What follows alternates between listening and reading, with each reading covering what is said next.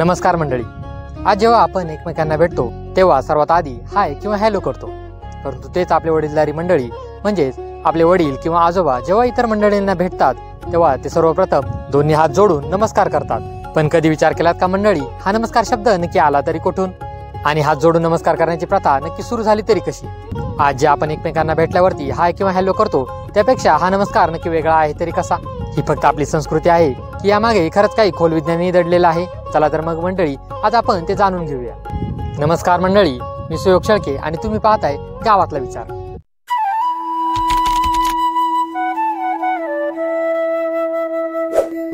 प्राचीन भारतात मनुष्य जेव्हा शिकण्याच्या, साधनेच्या आणि शांतीच्या मार्गावर होता तेव्हा त्याच्या प्रत्येक कृतीला अर्थ होता. त्या काळी लोक एकमेकांना भेटल्यावरती नमस्कार करायचे, कारण ते मानायचे की प्रत्येक जीवामध्ये ईश्वराचा अंश असतो. संस्कृतमध्ये नम म्हणजेच मी झुकतो किंवा मी नमतो आणि कार म्हणजेच क्रिया. नमस्कार म्हणजेच मी तुझ्यातील दिव्य शक्तीला वंदन करतो किंवा तिच्या पुढे झुकतो. हा फक्त हाय किंवा हॅलो नाही, तर हा एक ऊर्जेचा पूल आहे जो दोन मनांना जोडतो. आपल्याकडे ऋग्वेदात नमस्ते हा शब्द अनेकदा येतो. तो नम आणि ते यांचं मिश्रण आहे, म्हणजेच तुला वंदन असा त्याचा अर्थ होतो. प्रत्येक वेळी नमस्कार करताना तू आणि मी हा भेद संपतो आणि दोघेही एकाच ऊर्जेच्या स्वरूपात एकत्र येतात. म्हणूनच गुरुकुलात शिष्य गुरूंना नमस्कार करून ज्ञान घेत असे, कारण नमस्कार हा अहंकार संपवतो आणि सुरू होतो स्वीकार. आणि ज्ञान हे फक्त त्याच मनात प्रवेश करतं जे नम्र असतं. पण फक्त एवढंच नाही मंडळी, तर यामागे विज्ञानही आहे. आपल्या दोन्ही हातामध्ये 10 बोटे असतात, म्हणजेच 10 ऊर्जा केंद्र. जेव्हा आपण हात जोडतो तेव्हा ही ऊर्जा केंद्र एकत्र येतात. त्यातून एक सर्किट तयार होतं आणि शरीरातला ऊर्जा प्रवाह संतुलित राहतो. त्याचबरोबर मेंदूतील ऑक्सिटोसिन हार्मोन सक्रिय होतात, जे आनंद, शांतता आणि जोडलेपणाची भावना वाढवतात. म्हणूनच नमस्कार केल्यावर एक वेगळी शांतता जाणवते. जेव्हा आपण समोरच्याशी डोळे मिळून नमस्कार करतो तेव्हा आपले मिरर न्यूरॉन्स सक्रिय होतात. हे न्यूरॉन्स सहानुभूती वाढवतात, म्हणजेच नमस्कार केल्यावर आपल्या मनात समोरच्या विषयी सहानुभूती आणि आदर आपोआपच निर्माण होतो. परंतु हेच नाही मंडळी, तर याचं योगशास्त्रीय महत्व देखील आहे. योगशास्त्रात जेव्हा आपण दोन्ही हात जोडतो या मुद्रेला अंजली मुद्रा म्हणतात. अंजली म्हणजे अर्पण. जेव्हा आपण हात जोडतो तेव्हा आपल्या दोन्ही मेंदूंचे हेमिस्फिअर म्हणजेच उजवा आणि डावा हेमिस्फिअर यांचं संतुलन साधलं जातं. त्यामुळे मन एकाग्र होतं.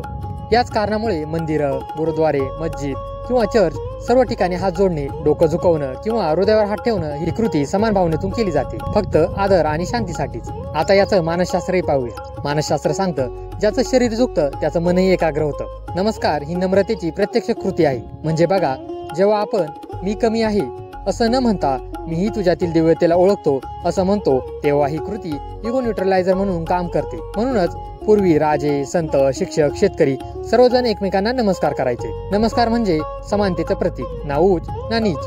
आपण दोघेही एकाच चेतनेचे भाग आहोत. आता तुम्ही म्हणाल, या सर्वाची आजच्या काळात गरज तरी काय?